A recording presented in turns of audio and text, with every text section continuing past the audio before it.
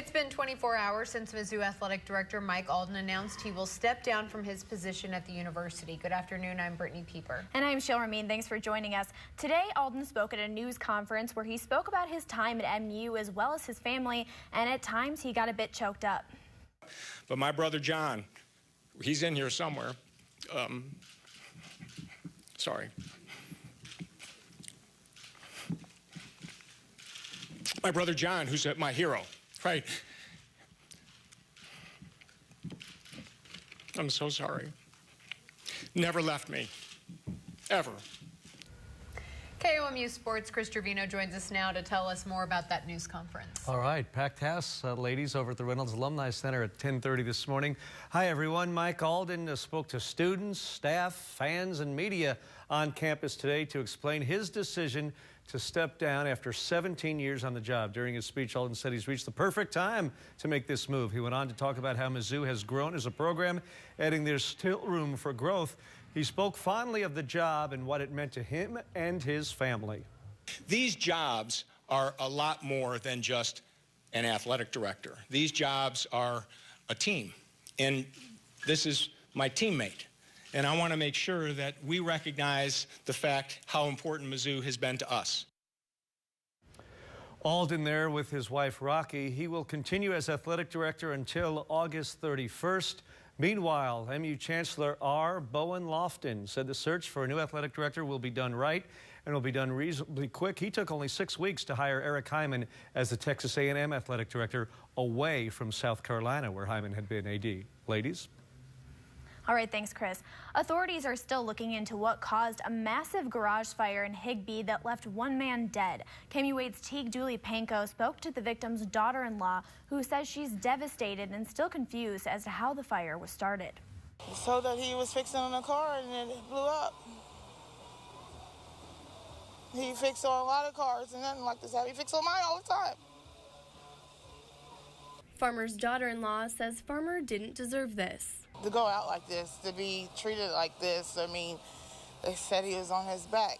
The fire broke out around 6 p.m. yesterday. Today, all that remains of the detached garage in the middle of Higbee is rubble. Officials at the scene say the investigation into what caused the fire is still ongoing, and they have not released many details. I don't understand what all happened, but I know this was not his time. Angela says she misses him already. The best dad anybody asked for, grandchildren, anything. He's awesome, and I love him. I'm so sorry that this had happened to him. Teague Panko, KOMU-8 News, Higbee. The other man involved in the fire was airlifted to a hospital in Columbia. He is now in good condition. Osage County Sheriff Michael Dixon was in court this afternoon to ask for the reinstatement of his peace officer's license. KOMU-8's Genevieve Rayom was at the hearing and is now in the studio to tell us how Dixon successfully defended his case.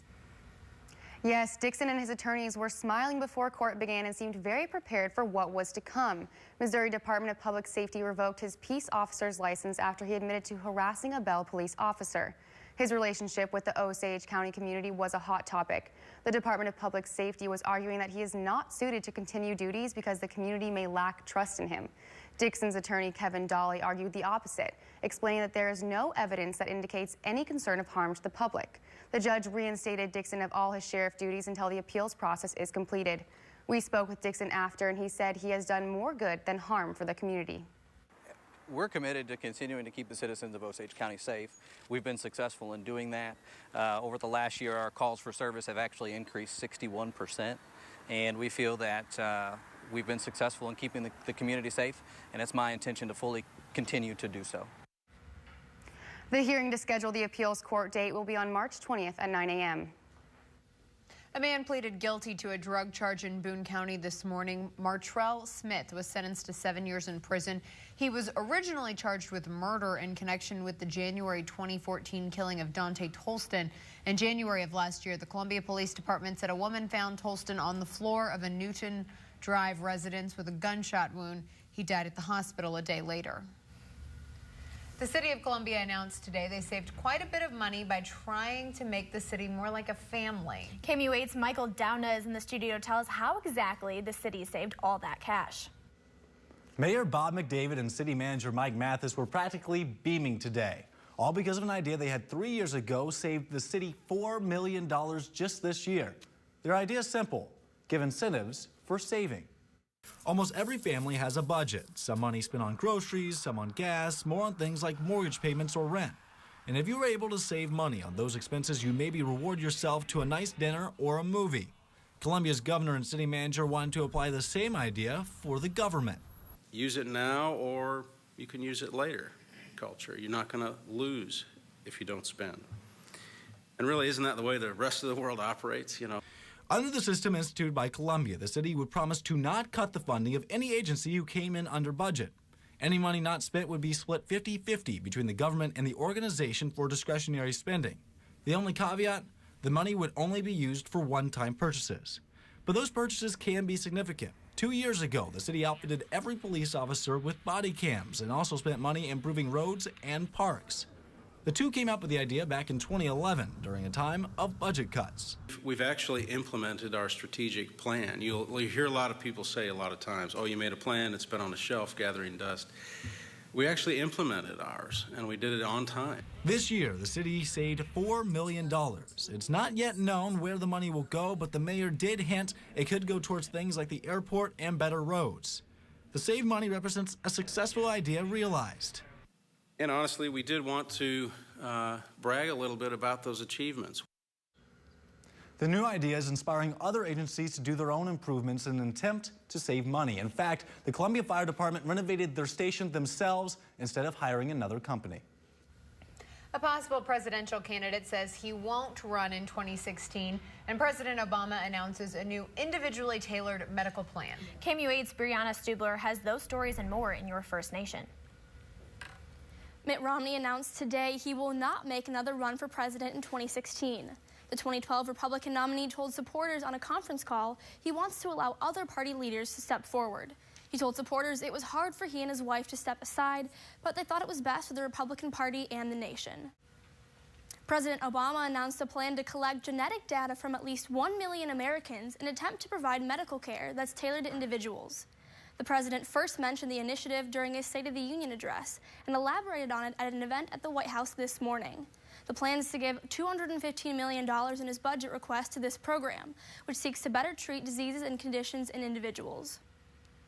Thousands of students from across Maryland braved the chilly waters of the Chesapeake Bay today for a special cause. The Cool School Challenge has become a Maryland tradition where high school students show their spirit and raise money for the Special Olympics. An estimated 4,000 students participated today at Sandy Point State Park. The Cool School Challenge has raised $20 million over the years for the Special Olympics Maryland organization. And that's your first look around the nation. As a measles outbreak spreads across the United States, other countries are working to prevent the same virus from spreading. The Chinese Center for Disease Control and Prevention is pressing for the country to step up preventative measures against the measles virus. Over the past 4 weeks, hospitals across China reported 27,000 cases of the measles infection. That's twice the number from last year. Officials say measles has caused 3 deaths in China so far. Athletics Kenya announced today that the runner Rita Jeptu, winner of Boston and Chicago marathons, has been banned for 2 years after failing a drug test. Kenyan athletics are among the world's best middle and long distance runners, but have failed numerous drug tests in recent years. Kenya's sports minister says the rise in doping has been an embarrassment to the country. Farmers in Madagascar are battling an ongoing plague of locusts. UN agency officials say they fear the locust infestation could wipe out crops and land for the East African nation, and the nutrition and well-being of 13 million people are at stake if the problem is not taken care of. Yesterday, KOMU reported a dairy bill going through the Missouri legislature. We said the Senate passed the bill and it was heading to the governor's desk. In fact, the bill is one of 2 dairy bills right now at the Capitol. The Senate's passed bill is now headed to the House, not the governor. Lots of people have Super Bowl plans this weekend, so our weather team is keeping a close eye on those winter weather conditions. Let's check in with Kenton for a look at what we can expect. Hey, Brittany, definitely cooling down out there already. We're getting down into the middle 30s for us. 36 in Columbia, looking like 39 in Jefferson City, 37 in Versailles, and 39 in Camdenton. Now, there is a winter storm watch for our extreme northern county, Macon County. That would be you. Right now, they're expected get right around that 5-inch range by the time we head into your day on Sunday. That does go until Sunday at 6 p.m. But for us on your Saturday, we're going to start off the day with a 27-degree low temperature, eventually getting into the middle 40s. Actually a little warmer than we were today. And then just seeing rain on Saturday. I think the snow's going to hold off until Sunday. And coming up after the break, I'll tell you hour by hour what you can expect and look at those new accumulation totals as well. A new report details the dangers of middle-aged drinking. And you're looking live over Columbia Regional Airport. This is KOMU-8 News, first at 5. Coverage you can count on.